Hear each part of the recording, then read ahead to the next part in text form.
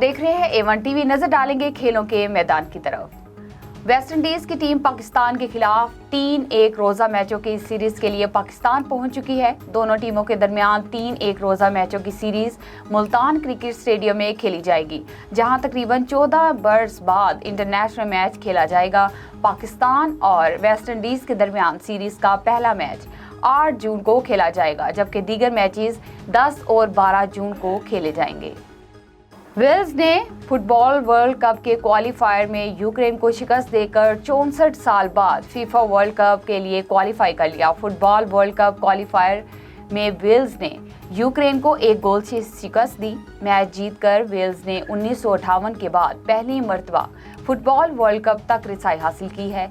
Match में Wales की 34वीं minute में ओन गोल की बदौलत बरतरी मिली, जो आखिर तक बरकरार रही।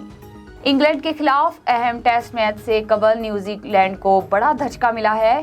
केवी टीम माया नाज ऑलराउंडर की खिदमात से महरूम हो गई है। तफसीलात के मुताबिक न्यूजीलैंड के allrounder Colin de Grandhomme दाएं एडी जख्मी होने की वजह से इंग्लैंड के खिलाफ टेस्ट सीरीज से बाहर हो गए हैं। केवी ऑलराउंडर लॉर्ड्स टेस्ट के तीसरे रोज बॉलिंग कराने के दौरान जख्मी हुए और मैदान बदर हो गए।